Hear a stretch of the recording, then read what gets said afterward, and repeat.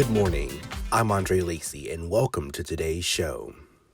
This week, the National Guard has arrived in Memphis as part of a federal safe task force, and the city is watching closely, from patrols downtown to a surge of arrests and a legal and political debate playing out in courtrooms and city streets. I'll walk you through what's happening so far, who's doing the work, the numbers the federal government is citing, and how local leaders and residents are reacting, and what to keep an eye on next. Now, let's start with the basics. What happened and when? Federal and state officials say the Memphis Safe Task Force, a multi-agency federal operation that includes agents from the FBI, DEA, U.S. Marshals, ICE, and other federal partners, began operating in Memphis on September 29th. Since then, federal officials and local reporting say the operation has resulted in hundreds of arrests and thousands of traffic citations, while the National Guard has been used to augment that work and to protect federal property and personnel. National Guard troops were seen patrolling downtown, and federal officials say Guard personnel are there to support federal law enforcement activities. This according to the Associated Press. Now, for the raw numbers, because those are central to the debate. Different outlets have reported and published slightly different tallies over the last week as the operation continues, but local reporting from the Commercial Appeal, as of October 14th, the afternoon of today's taping, says the Memphis Safe Task Force has made 850 arrests so far. That number is consistent with earlier federal statements and local counts that show hundreds of arrests. For example, ABC News is reporting that the U.S. Department of Justice and other federal agencies reported arrests in the hundreds and described the categories of arrest as including active warrants, drug offenses, firearm offenses, and sex offenses. Federal officials have also said there are small numbers of homicide-related arrests, which were included in the total. Multiple national outlets have reported similar descriptions of these categories as well. So who is actually on the ground? And what are they allowed to do? That's been another big question people are asking. Well, the National Guard troops in Memphis are Tennessee Guardsmen operating under the authority of Governor Bill Lee.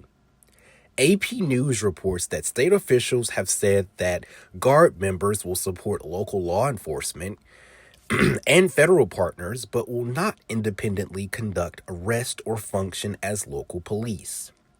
They are not expected to lead traffic stops or neighborhood sweeps unless local authorities specifically request their assistance.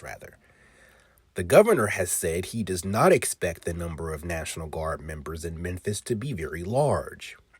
Figures report in the National Guard coverage place a likely upper bound around 150 state guardsmen, though federal and state officials, in public statements have left room for adjustment.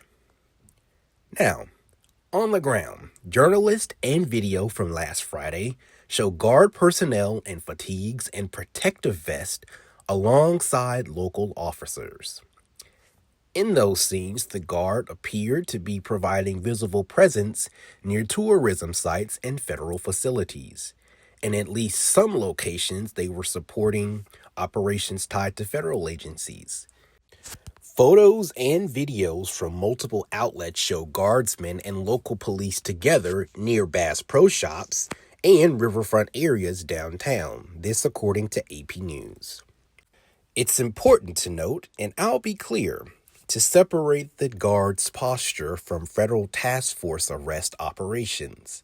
The task force itself is led by federal law enforcement. PBS is reporting that the Guard's role, as described by state officials, is supportive and protective. They're there to shield federal personnel and property and to be available to back up law enforcement if requested. That distinction matters because critics, including civil liberty groups and many local residents, worry about the message and the optics of soldiers here in the city of Memphis, even if they are technically under state control and not making arrests themselves. Now, here's a quick timeline to put the legal context around all of this. President Donald Trump announced plans to send federal troops and to beef up task force in multiple cities. That effort immediately met legal challenges. Federal judges temporarily blocked deployments or certain federal control of troops in cities like Chicago and Portland, citing constitutional and legal concerns about federal troops performing domestic policing functions. By contrast, the Guard presence in Memphis proceeded with the cooperation of Tennessee's governor, which is one of the reasons it has not faced the same immediate legal blockades as deployments were, where the federal government attempted to federalize state troops or operate without state leadership. Basically, in short, Memphis has a Guard presence in part because the governor approved state forces while other planned deployments were paused by courts, this according to the Associated Press. Now, let's look at the local impact. Beyond the optics, city and state leaders are already acknowledging real strain. Governor Lee has said Memphis's court system may need long-term help processing the surge of arrests. That's an important operational takeaway. When hundreds of people are arrested over a short time, it creates pressure on prosecutors, public defenders, judges, and jail capacity. Local leaders worry that the downstream effects on people who may be held pre-trial on case backlogs and are already stretched municipal courts.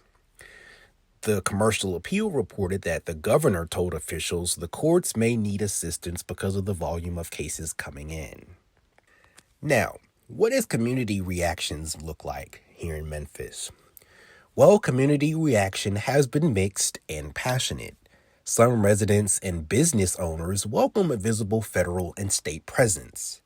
They point to violent crime, carjackings, and other high-profile incidents and say they want any help that can reduce immediate harms. Others see the Guard and the federal task force as misdirected or an overreach, arguing that what Memphis needs are long-term investments in social services, including with housing, jobs, and community-led violence prevention, not more militarized responses. Protesters have turned out in some places in other cities where troops were deployed, and Memphis residents and advocacy groups have voiced concerns about civil liberties and racial profiling. Several news reports highlight those criticisms while noting the federal agencies focused on targeted arrest for warrants and weapon offenses, this according to PBS. Now, another piece of the story: what the federal government says it has seized or charged. Local reporting earlier in the week cited federal social media updates and press statements saying law enforcement has seized more than 100 guns and issued more than 2,800 traffic citations since late September. ABC News reports that these figures have been part of federal briefings and local stories that emphasize the enforcement metrics the task force is using to describe its work. Again, numbers vary slightly across daily updates. That's common in fast-moving operations where agencies update their public tallies at different times. Now let's transition to the potential legal and political fallout that may come from this. The entire deployment sits at the intersection of law, politics, and public safety, and that makes it contentious. Federal judges' rulings in other cities emphasize constitutional limits on federal involvement in domestic law enforcement. Constitutional scholars and civil liberty advocates warn that deploying military forces domestically and even in a support role risk blurring lines the Posse Comitatus Act and other legal norms were designed to protect. On the other hand, supporters, including some state leaders and residents, argue The Guard and federal partners can provide necessary resources to help arrest people with outstanding warrants and remove illegal firearms from the streets. Those are sharply different frames for the same facts, and both are being argued in public right now, according to AP News. Now let's transition again. Here's what to watch for next. And so, again, what should listeners who are watching this right now in the coming days and weeks really concentrate on? Well, here's a summary in bullet points of what to think about. Let's start with number 1, updated arrests and seizure tallies. These numbers will keep changing.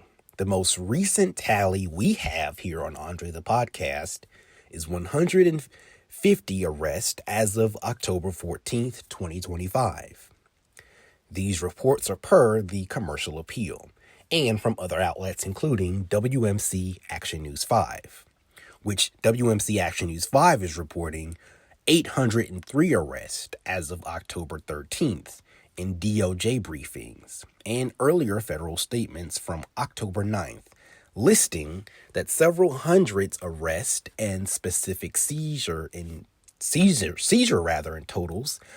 I'll continue to keep update on these because it's difficult even for me to try to explain to you all. But of course, me being a journalist, I'll keep my eyes on it and keep you updated as we learn more. Now, here's to bullet point 2, court capacity and case proceedings. Watch whether city, county, and state courts request additional judicial resources or emergency measures to handle the caseloads that they may receive. The commercial appeal is reporting that Governor Lee has already signaled courts may need help.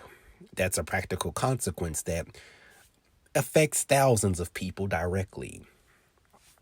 Now to 3, legal challenges or federal changes in posture.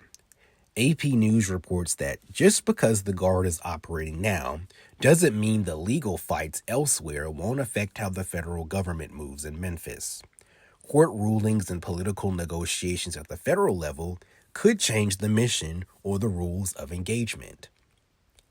And on to number 4, community responses and oversight. Look for local elected leaders, civil rights groups, and neighborhood organizations to push for transparency.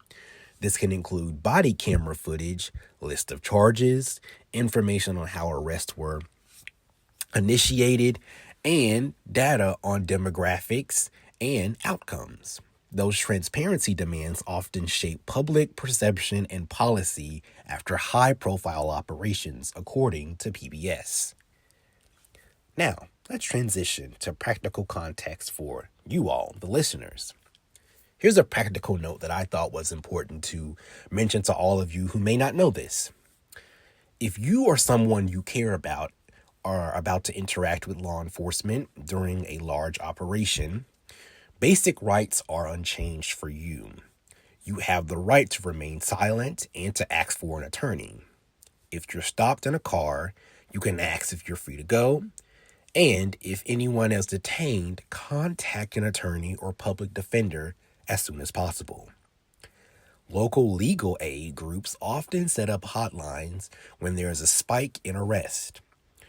If they do and when they do, I'll be sure to share those with you here on the show and on our social media pages. Again, we're at AndreThePodcast. Now, in closing thoughts, let's sum up what's happened right now, because I know for a lot of people listening, it's a lot to remember and a lot to think about.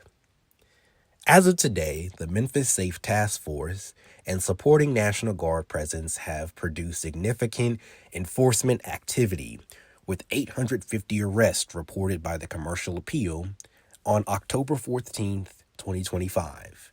And the Guard is operating in a support role under the governor's authority. That combination of federal enforcement and a state Guard presence has diminished some of the legal obstacles that have stopped similar operations in other cities. But it has not removed public concern about civil liberties, courtroom capacity, or long-term solutions to violence. This is very much a live story. The numbers and legal postures are changing day to day, and the community's reactions will be a central part to how this ultimately plays out. And of course, as always, I'll be keeping an eye on it to bring you the latest information as it becomes available. Thanks for listening to today's Andre the Podcast. I know this is a lot of information to process and to take in, but of course, I thought it was important to talk about and to deliver to you because, as we say as journalists, the public has a right to know. Thanks again for listening. I'll continue to follow court reports and local reporting closely, and I'll keep you updated on the show as we learn more. Please keep listening and subscribe here on the Alive Podcast Network and continue to listen to us in syndication across all the platforms that we're on and as we're continuing to grow into as well. As always, be blessed, and we'll see you next time.